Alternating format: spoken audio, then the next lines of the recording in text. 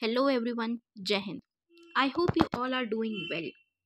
हम करने वाले हैं मेंस प्रीवियस ईयर क्वेश्चन की एनालिसिस में कि मेंस के क्वेश्चंस को किस तरीके से अप्रोच करना चाहिए, हम ये सीखेंगे। और यूपीएससी किस तरीके के क्वेश्चंस को पूछता है और क्या उसका ट्रेंड चल रहा है, हम इसके बारे में जानेंगे। शुरू करने से पहले मैं कुछ कोर्सेज के बारे में बता देना चाहती हूँ। हमारा करंट अफेयर्स बैच रन कर रहा है जिसमें पीडीएफ्स प्रोवाइड की जाती है बिफोर हैंड, प्रॉपर एक्सप्लेनेशन के साथ वीडियोस होती है और लाइव क्लास होती है जिसमें डाउट्स भी लिए जाते हैं और फटाफट रिवीजन भी कराया जाता है। जीएस का full fledge pre plus mains batch है जिसमें 0 से तैयारी कराई जाती है। मेंस आंसर राइटिंग बैच है जिसमें एक हाईली एक्सपीरियंस्ड फैकल्टी है जो बिल्कुल रियल टाइम बेसिस पे क्वेश्चंस भी प्रोवाइड करेंगे, बिल्कुल स्क्रैच से प्रिपरेशन कराएंगे, आंसर राइटिंग सिखाएंगे, चेक करेंगे आंसर्स को और इम्प्रूवमेंट भी बताएंगे, क्या इम्प्रूवमेंट होनी चाहिए उसकी सजेशंस देंगे।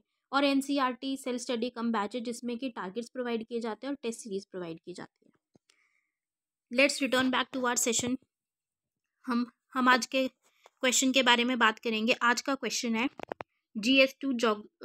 GS2 इंडियन सोसाइटी सेक्शन से। ये क्वेश्चन यूपीएससी ने 2019 में पूछा था। क्वेश्चन क्या है?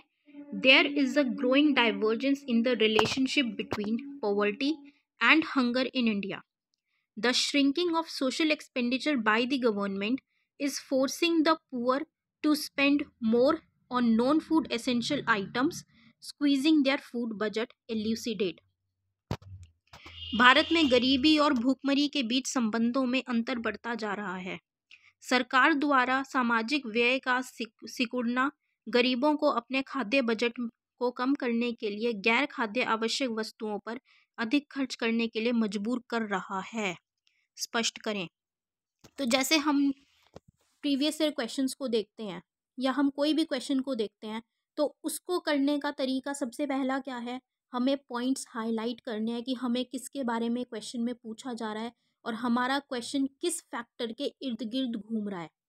इसमें अगर हम बात करें तो हमें मेनली पॉवर्टी पे और हंगर पे बात की जा रही है, गरीबी पे और भूखमरी पे, कि उसमें उसका जो रिलेशनशिप है, उसका जो संबंध है वो बढ़ता जा रहा है। और वो बढ़ किसकी वजह से रहा है, क्या बताया गया है यहाँ पे कि जो सरकार एक्सपेंडिचर करती है वो एक्सपेंडिचर, सोशल एक्सपेंडिचर सरकार का कम होने की वजह से गरीब लोगों को ज़्यादा एक्सपेंडिचर करना पड़ रहा है दूसरी जगहों पे। मतलब जो खाने की आइटम नहीं है, खाने की चीज़ें नहीं हैं, उन पे ज़्यादा खर्च करना पड़ रहा है जिसकी वजह से खाने का के लिए उनके पास पैसे कम बच रहे हैं। तो इस पे हमें एक लाइट डालनी है। तो मेनली हमारा जो फैक्टर है, हमें पॉवर्टी के बारे में बताना है कि एक्सपेंडिचर कम होने की वजह से गरीब लोग कैसे सफ़र कर रहे हैं या उनका एक्सपेंडिचर कितना ज़्यादा फूड आइटम्स पे कम हो गया है। तो इसीलिए इसके लिए हम इंट्रोडक्शन, मेन पार्ट और कंक्लूजन 3 में डिवाइड करेंगे। इंट्रोडक्शन में हमें क्या डालना है कि ऐसा क्यों हो रहा है, क्या ट्रेंड चल रहा है पॉवर्टी का, या गवर्नमेंट कितना स्पेंड कर रही है, हमें उसके बारे में एक बेसिक सी थोड़ी सी इंफॉर्मेशन प्रोवाइड करनी होगी। स्टार्ट करते हैं। सिंस द इकोनॉमिक रिफॉर्म्स, अगर हम इकोनॉमिक रिफॉर्म्स की बात करें, आर्थिक सुधारों की बात करें, तो एक अर्बन हेड काउंट रेशो होता है, शहरी शीर्ष गणना अनुपात। उसके उसके तहत हमें क्या पता चलता है कि जो पॉवर्टी है, मतलब गरीबी है, वो कम हुई है। कब से? 1993 से 1993-94 से लेके अगर हम 2009-10 की बात करें तो गरीबी बहुत कम हुई है। 1993-94 में पॉवर्टी 32% थी, 32%। और 2009-10 में इसकी संख्या कितनी हो गई है, इसकी रेशो कितनी आई है? 21%, 21%। अब यहाँ से तो हमें दिख रही है पॉवर्टी कम हो रही है। रूरल की अगर हम स्पेसिफिकली ग्रामीण क्षेत्रों की बात करें तो वहाँ पे भी गरीबी कम हुई है, बहुत अच्छे स्केल पे कम हुई है। 50% से 34% पे आई है, 50% से 34%, अच्छी कम हुई है ग्रामीण क्षेत्रों में भी। लेकिन उसके बावजूद, कम होने के बावजूद, जो अंडर न्यूट्रिशन है, माल न्यूट्रिशन, कुपोषित है या भूखमरी है वो अभी भी बहुत ज़्यादा है इंडिया में, बहुत ज़्यादा प्रिवेल कर रही है अभी भी। पॉवर्टी कम होने के बावजूद हम कितनी भी कहें कि गरीबी कम हो रही है, लेकिन फिर भी हमें गरीबी दिख रही है, भूखमरी तो दिख रही है। कुपोषित बच्चे हैं, महिलाएं हैं, बच्चे हैं, बहुत लोग हैं जो कि माल न्यूट्रिशन है, अंडर न्यूट्रिशन है।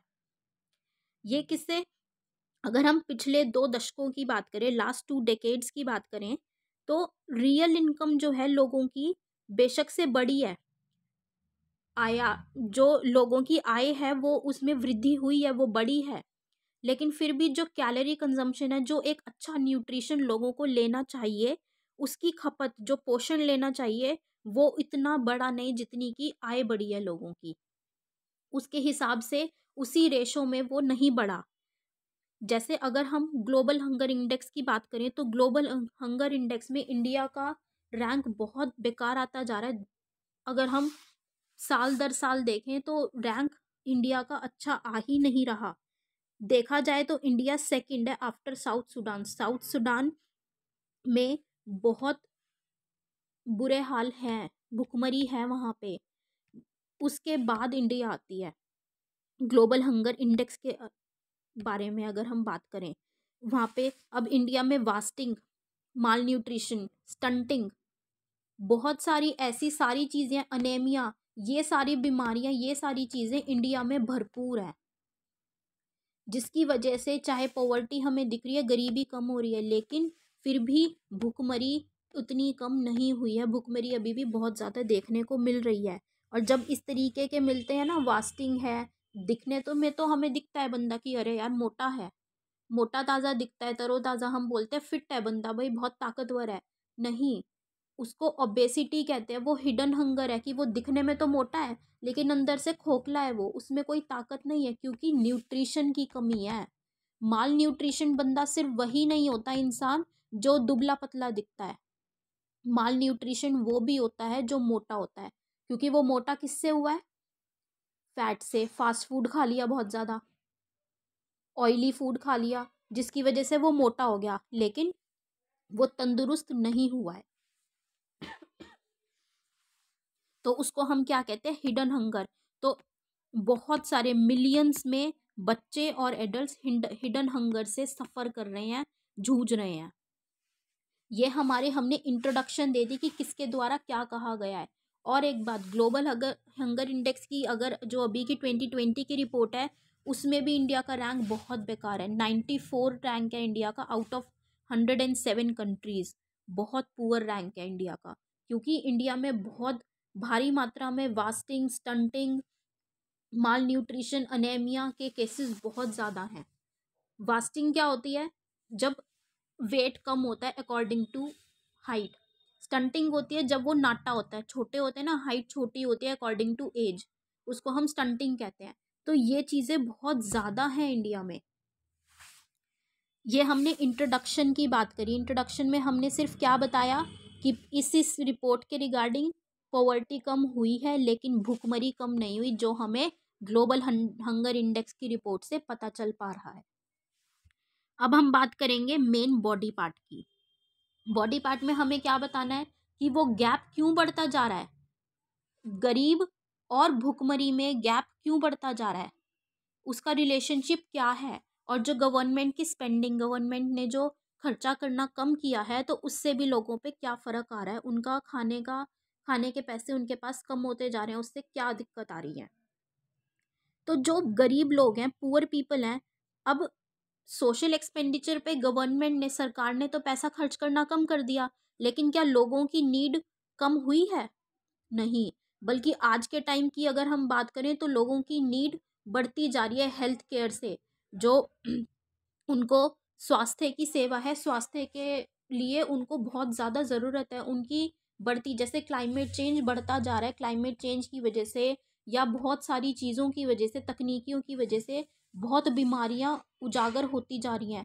और जैसे जैसे नई नई बीमारियां आ रही हैं, क्या गरीब लोग उससे नहीं जूझते? गरीब लोग सबसे ज़्यादा जूझते हैं, उन बीमारियों की चपेट में सबसे ज़्यादा आते हैं, चपेट में।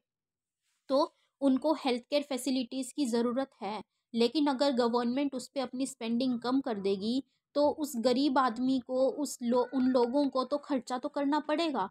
वो अपनी जो उनके पास कम इनकम है, उनकी जो थोड़े से पैसे हैं, वो अगर वो पैसा अपने हेल्थ पे लगा देंगे तो क्या वो प्रॉपर अमाउंट का एक न्यूट्रिशियस फूड खा पाएंगे? एक पोषण के साथ पोषण वाला खाना खा पाएंगे?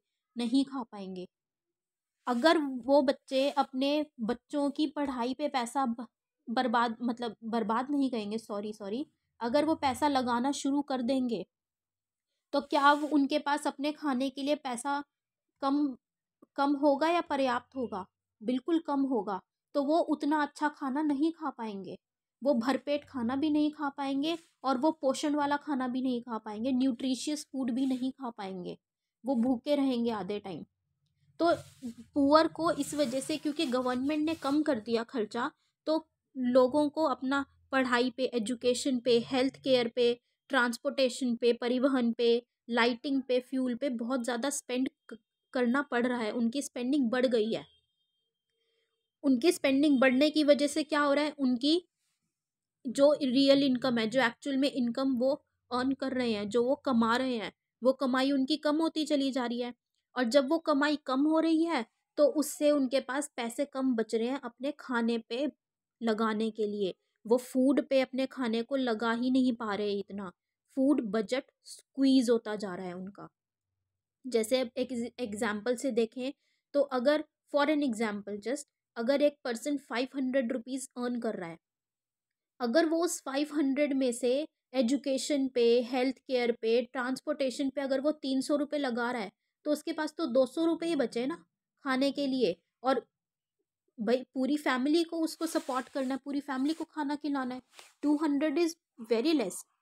लेकिन अगर यही facilities, free education government provide कर रही है, health care facilities government provide कर रही है, ट्रांसपोर्टेशन अच्छा लो रेट्स पे या फिर फ्री अगर गवर्नमेंट प्रोवाइड कर रही है, तो उसी पर्सन के पास अगर उसको 100 या 150 ही स्पेंड करना पड़ रहा है तो उसके पास ज़्यादा अमाउंट बच रहा है, जिससे कि वो अच्छा खाना खुद भी खा सकता है और अपनी फैमिली को भी दे सकता है।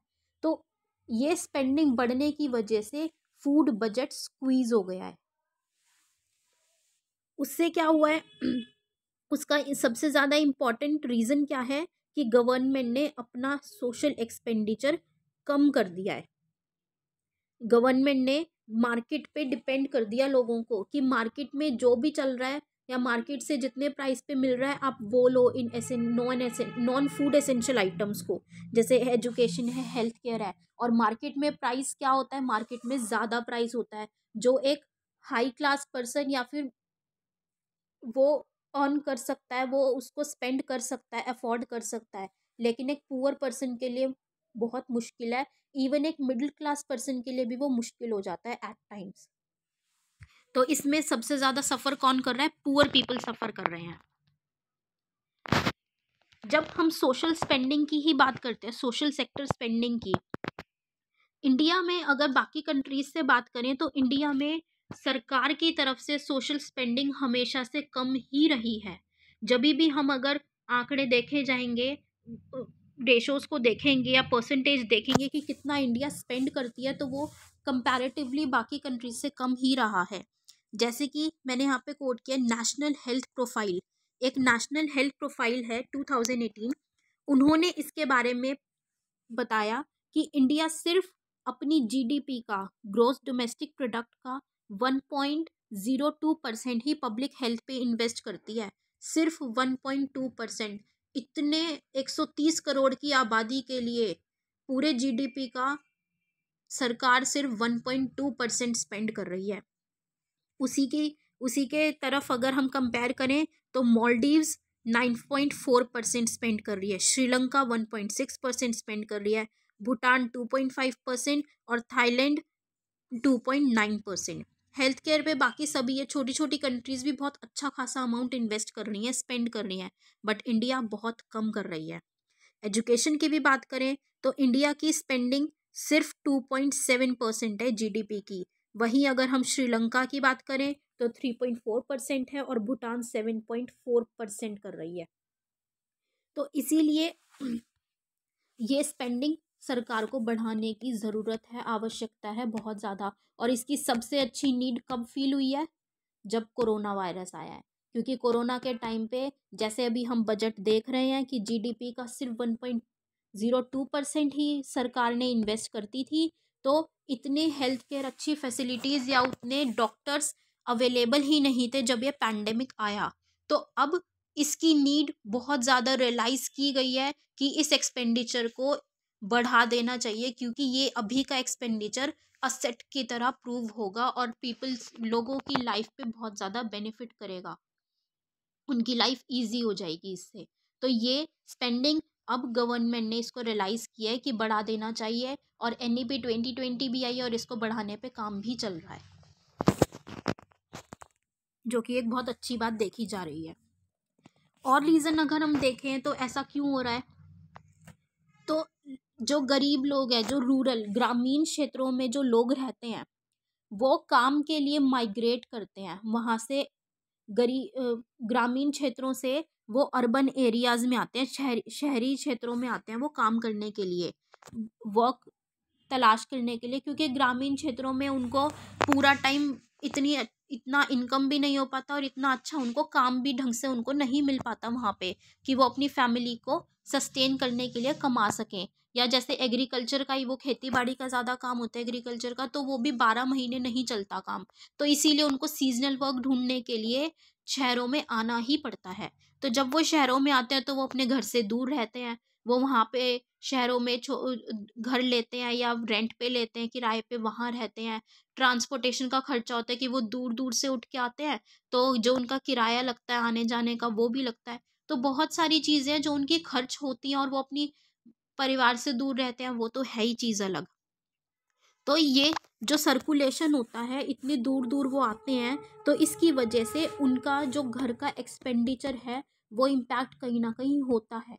अगर आज हम लोग अर्बन रीजन में रह रहे हैं, तो अगर हम अर्बन रीजन में रह के ही हम जॉब देख रहे हैं, तो हमारे लिए शायद मोबिलिटी का इतना फ़र्क नहीं है, हम बहुत ज़्यादा हो सकता है डिस्टेंस ट्रैवल नहीं कर रहे, जिसकी वजह से हमारा ज़्यादा एक्सपेंडिचर नहीं हो रहा है। लेकिन अगर हम कहीं और जाके रहते हैं, फॉर एग्जाम्पल अगर एक महाराष्ट्र का पर्सन अगर दिल्ली आके जॉब करता है फॉर एग्जाम्पल, तो दिल्ली आने का उसका खर्च लगेगा, किराया लगेगा, दिल्ली वर्क करने के लिए, रहने के लिए उसको रेंट पे जगह भी लेनी पड़ेगी, ट्रांसपोर्टेशन का भी है, जगह का भी है, उसको वहाँ पे अपना सर्वाइवल भी, वहाँ पे उसको खाने की, रहने की, हर चीज़ की बहुत सारी और भी दिक्कतें होती है जो वो उठाता है। मे बी बहुत सारी फाइनेंशियल टर्म्स में नहीं है, लेकिन बहुत सारी फाइनेंशियल टर्म्स में भी है जो वो झेलता है। तो उसकी वजह से जो हाउस होल्ड एक पैटर्न है वो बहुत ज़्यादा डिस्ट्रक्ट हो जाता है, इम्पैक्ट हो जाता है उसका, जिसकी वजह से सबसे ज़्यादा दिक्कत आ रही है, वो कम्युनिकेशन नहीं कर पाते, और वहाँ पे रहने के लिए या एक प्रॉपर वर्क लेने के लिए उनको वहाँ पे रहना भी पड़ता है। जब उनके पास काम नहीं भी होता तब भी शायद उनको कई बार रहना पड़ता है कि क्या पता कोई और काम मिल जाए अगर हम यहीं रहेंगे तो बहुत सारे फैक्टर्स हैं जिसकी वजह से उनका एक्सपेंडिचर बढ़ता जा रहा है।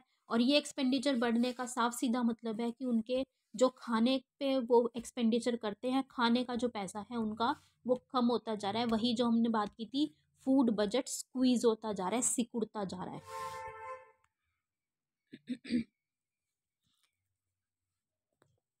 अब जो हंगर की है, भूखमरी की हम बात कर रहे हैं, तो वो और भी बहुत सारी चीज़ों से, जैसे कि अभिजीत बैनर्जी ने अपनी बुक में लिखा था पुअर इकोनॉमिक्स में उन्होंने क्या लिखा कि इंडिया में भूखमरी इसलिए भी है क्योंकि लोगों को जो नॉन मार्केट फूड सोर्सेज हैं, मतलब जो खाने के ऐसे तरीके जो मार्केटेड नहीं है, उनका उनके पास डिक्लाइन है, मतलब उनके पास उनका एक्सेस ही नहीं है, पहुंच ही नहीं है उनके पास उनकी, जिसकी वजह से वो ज़्यादा पैसे देने के लिए भी उनको पैसे देने पड़ते हैं ज़्यादा, क्योंकि वो उनके रीच में ही नहीं है उनको वो खरीदने के लिए।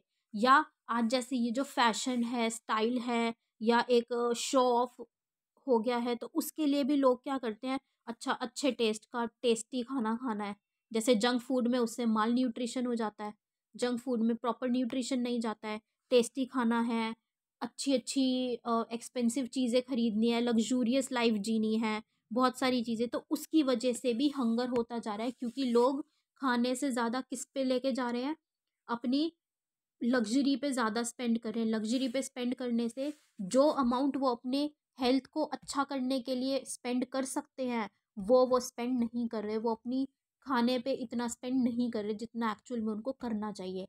इसीलिए आज इंडिया में हंगर भी है और माल न्यूट्रिशन भी इतना ज़्यादा है, क्योंकि लोग फास्ट फूड की तरफ, टेस्टी फूड की तरफ, लग्जूरियस लाइफ की तरफ ज़्यादा अट्रैक्ट हो रहे हैं। आज के टाइम पे ये भी एक ग्राउंड फॉर्म किया जा रहा है, बढ़ता जा रहा है कि यूनिवर्सल बेसिक इनकम की बात की जा रही है, या फूड, ये बात हो रही है कि फूड की सब्सिडीज़ को हटा के डायरेक्ट बेनिफिट ट्रांसफ़र कर देंगे। बट वो भी पुअर के लिए अच्छा नहीं, बल्कि वो उनके लिए और ज़्यादा सिचुएशन को एग्रावेट करेगा, मतलब बढ़ा देगा, और ज़्यादा बुरी स्थिति में उनको लेके जा सकता है। क्योंकि मार्केट में अब जो, अगर एक कमोडिटी 100 रुपये की है, तो वो चाहे वो गरीब है चाहे वो अमीर है, वो तो उसको 100 रुपये की ही देगा। अब सरकार जो उसको अमाउंट प्रोवाइड कर रही थी, फूड पे सब्सिडी दे रही थी, सब्सिडी देने की बजाय वो उसको सीधा पैसे दे रही है अकाउंट में। उसके अकाउंट में पैसे देने से मार्केट में तो वही पैसा उसको देना पड़ रहा है ना, 100 रुपये ही। उसको उस पर कम तो नहीं मिल रहा, सस्ता नहीं मिल रहा, पैसे तो उसको वही देने पड़ रहे हैं जो 100 रुपये में मिल रहा है। उससे क्या हो रहा है कि उसका एक्सपेंडिचर कहीं ना कहीं बढ़ रहा है, बढ़ेगा ही बढ़ेगा, जिससे कि वही प्रॉब्लम परसिस्ट होएगी वापस से कि उसका एक्सपेंडिचर बढ़ रहा है, उसके पास एक्चुअल में जो इनकम है, रियल इनकम उसकी कम रहेगी, डिस्पोजेबल इनकम उसकी कम रहेगी, और वो इनकम कम होने की वजह से वापस से क्या होगा, हंगर वाली सिचुएशन आने लग जाएगी, वही साइकिल वापस से रोटेट होना शुरू हो जाएगी। कंक्लूड करते हुए हम इसको इस तरीके से बता सकते हैं, हम कुछ पर्सनालिटीज़ का या इकोनॉमिस्ट्स के बारे में बता सकते हैं। लाइक अमर्त्य सेन ने ये बात बोली थी। अमर्त्य सेन और जीन ड्रेजे के बारे में अगर हम देखें तो दो एस्पेक्ट पे हम उनको डिस्टिंग्विश कर सकते हैं। क्या? Protection and promotion. प्रोटेक्शन किस चीज़ के लिए उन्होंने बोला कि प्रोटेक्शन हमें उन चीज़ों से प्रोवाइड करना है जिसमें कि एक गरीब आदमी फंसता है, जैसे कि हेल्थ, इल हेल्थ, कि अगर एक आदमी बीमार है तो उसका हेल्थ पे तो एक्सपेंडिचर जाएगा ही जाएगा, उसके साथ वो काम भी नहीं कर पाएगा, मतलब अर्निंग भी रुक गई। अर्निंग भी रुकी है, पैसा आ तो नहीं रहा लेकिन पैसा जा ज़रूर रहा है हेल्थ में। तो हमें इससे एक पर्सन को प्रोटेक्ट करना है, हमें लोगों को इससे प्रोटेक्ट करना है। दूसरा, प्रमोशन। प्रमोशन हमें किससे करना है? हमें उनके लिविंग स्टैंडर्ड्स को प्रमोट करना है, हमें कैपेबिलिटी बिल्डिंग करनी है, उनकी कैपेबिलिटी बढ़ानी है कि उनकी लिविंग कंडीशन और ज़्यादा अच्छी से अच्छी होती चली जाए। तो इस चीज़ के लिए गवर्नमेंट को एक्सपेंडिचर इंक्रीज़ करने की ज़रूरत है, और ये कस्तूरी रंगन कमेटी ने 6% GDP रखने की एक रिकमेंडेशन दी है। किस पे? एजुकेशन पे। इसको किया भी जा रहा है, अभी बात भी चल रही है, NEP 2020 भी आया है, इसके लिए बहुत सारे स्टेप्स लिए जा रहे हैं ठीक करने के लिए। और हेल्थ पे भी 2.5% GDP होने की बहुत ज़रूरत है, ताकि वो पुअर पीपल को हेल्प कर सकेगा सबसे ज़्यादा उनके न्यूट्रिशियस फूड लेने में, उनकी हेल्थ को अच्छा करने में, और उनको एक हेल्दी और सेफ लाइफ देने में। So this was all about the question. ये हमारा एनालिसिस था GS2 के बारे में। लास्ट एट द एंड मैं आपको कोर्सेज़ के बारे में दोबारा बता देना चाहूँगी कि हमारे कोर्सेज़ रन कर रहे हैं। करंट अफेयर्स बैच है, GS का प्री प्लस मेंस बैच है जिसमें 0 से तैयारी होती है, मेंस आंसर राइटिंग बैच है, और NCERT सेल्फ स्टडी कम बैच है। Please enrol in that batch. उनको एनरोल करने के लिए आप इस नंबर पर कॉन्टैक्ट कर सकते हैं, 9713282838। आप इस पर व्हाट्सएप भी कर सकते हैं और टेलीग्राम भी कर सकते हैं। Thank you so much guys, have a great day ahead, good luck.